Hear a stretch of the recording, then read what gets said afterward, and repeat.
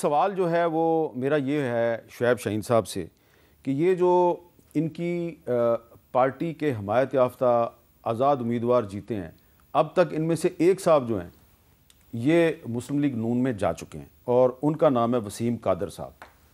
और वसीम कादर साहब को जब पीटीआई ने टिकट दी थी तो उस वक्त ही इनकी पार्टी के वर्करों को अच्छी तरह पता था कि ये आदमी इनके साथ मुखलिस नहीं है। जी हाँ, मुझे भी ये बात बहुत से लोगों ने कही और ख़ुद वसीम कादर साहब को भी ये कहा गया कि भाई हमें पता है कि आप बाकी सब गिरफ़्तार हो रहे हैं, उनके घरों पर छापे पड़ रहे हैं, आप तो आराम से घर बैठे हुए हैं, तो आप टिकट क्यों मांग रहे हैं।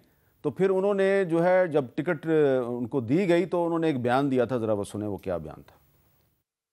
मैं चौधरी वसीम कादर पाकिस्तान तहरीक इंसाफ का सिपाही, मैं ये हल्फिया बयान देता हूँ कि अगर अल्लाह ताला ने मुझे हल्का NA 121 से जितवाया तो मैं इमरान खान साहब का वफादार रहूँगा। मैं अल्लाह को हाज़िर नाज़िर जान के बात कर रहा हूँ।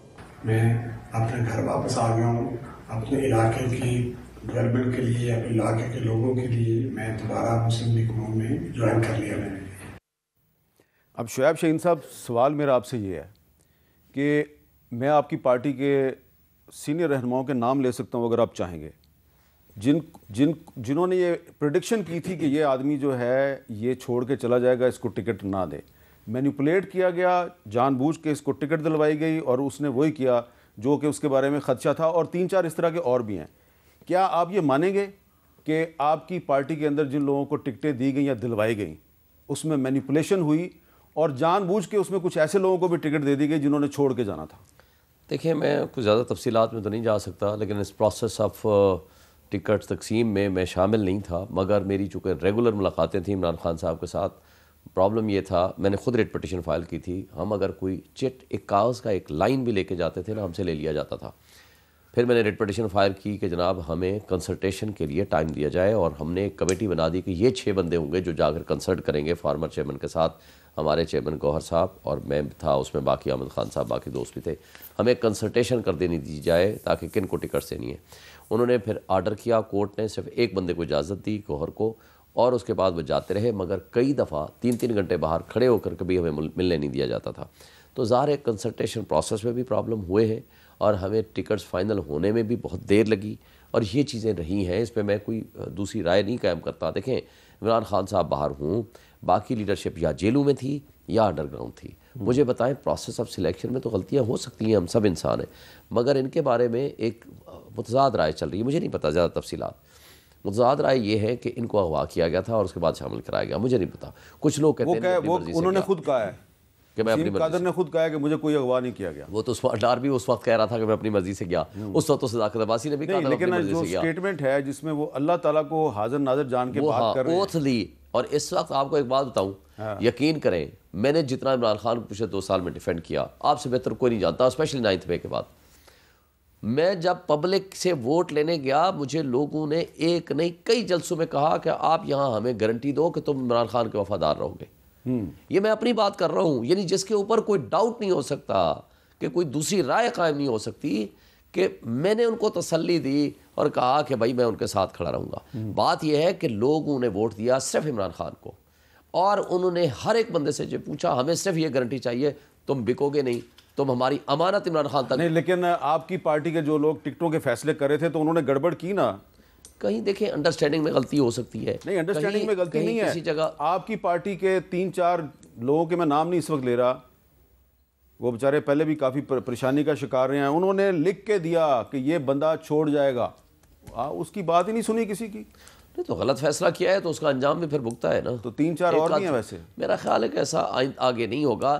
लेकिन एक बात बताऊं, इलाके के लोगों ने इनका जीना हराम कर देना है। जो शख्स लोटा बनेगा, जो इतनी बड़ी बेगैरती करेगा कि कसम, अल्लाह की कसम उठा के एहतजाज जरूर करें लोटों के खिलाफ, लेकिन वायलेंस नहीं होना चाहिए। नहीं, वायलेंस की बात नहीं कर रहा। अखलाकी तौर पर बंदे के ज़मीर में या अपने यहाँ कुछ शर्म व हया भी कोई चीज़ होती है कि आप कसम उठा के लोगों के सामने आप पब्लिक को कह रहे हो मैं उनका वफादार रहूँगा, मेरी आपके मुझे अमानतें सुपुर्द करो। हमारी मतलब है ये तो बेगैरती है ना, कि आप अपनी एक शर्म व हया भी आपने ख़त्म। हमारी इंतखाबी तारीख का जो पहला लोटा था ना 1937 में, जो डॉक्टर मोहम्मद आलम लाहौर से इलेक्ट हुए थे और बाद में कांग्रेस में शामिल हो गए, मुसलमानों ने उनको वोट दिए, वो कांग्रेस में शामिल हो गए, तो मुसलमानों ने उसकी जो लाहौर में हवेली थी उसके बाहर लोटे रखने शुरू कर दिए। तो वो बेचारा शायद लोटाइज्म शुरू वो हुआ। इस तरह सोशल प्रेशर का शिकार हुआ कि आखिर में उसने सियासत छोड़ दी। तो आप वही काम जो है अब और भी बहुत से लोग कर रहे हैं। अच्छा, मैं आपसे पूछना चाहता हूँ फैसल वाडा साहब, ये जो जहांगीर तरीन साहब का इस्तीफ़ा है और परवेज़ खटक साहब ने पार्टी की सदारत छोड़ दी है, इस पर आपका क्या तबसरा है? देखिए क्या ये इमरान खान की विंडिकेशन है? देखिए मीर साहब, अभी तो खैर 4, 5, 6, 7 दिन में 10 दिन में और भी इस्तीफे आ जाएंगे हैं और भी आएंगे। लेकिन देखिए सबसे इंपॉर्टेंट चीज़ें क्या है, अभी तक मीर साहब किसी ने मंशूर नहीं दिया। $24 बिलियन की पेमेंट हमने करनी जून में। करंट अकाउंट डेफिसिट का किसी को फिक्र नहीं है। पेट्रोल प्राइसेस, डॉलर, महंगाई, गुर्बत, सुई गैस, एजुकेशन, किसी का कोई प्लान नहीं।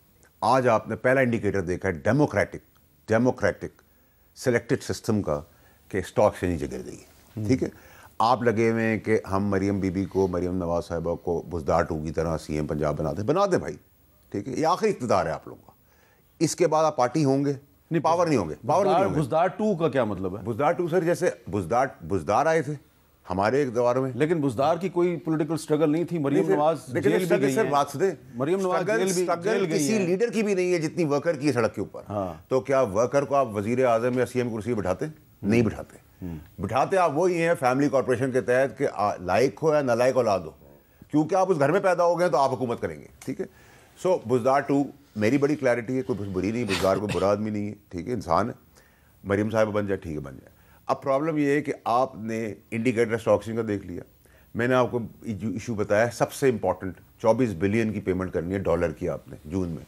आपका बजट प्लान क्या है? आपका सुई गैस और बिजली के नरखों कम करने का क्या? IMF आपके सर पे खड़ा हुआ है, उसकी तैयारी आपने क्या की हुई है? रोटी, कपड़ा, मकान, इसकी महंगाई का आपने क्या साबुत गैस, बेरोजगारी का आपने क्या किया? आप सारा दिन लगे बंदर बांध में कि मेरे साथ ये हो गया, मेरे साथ वो हो गया, मेरे साथ वो हो गया, वो अदालत में चला गया, वो अदालत में चला गया, वो भाई अगर अदालतों में आपने सारे फैसले करने हैं तो डेमोक्रेसी और अदालतों को माशाल्लाह सारी चीज़ें आती भी हैं। रेकोटेक आप देख लें, स्टील मिल्स आप देख लें, PIA आप देख लें, इमरान खान की गवर्नमेंट गिराने का आप देख लें, नवाज शरीफ को ओवर द काउंटर भेजने का, भुट्टो साहब को मारने का देख लें, जरदारी को 50 साल जरदारी साहब को सजा देने का देख लें। ये सारी चीज़ें मैं बहुत अच्छी समझता हूँ कि बहुत अच्छा काम करते हैं, उनको बहुत ज़्यादा अच्छा तारीखी फैसले करते हैं, तो फिर आप उनको दे दें।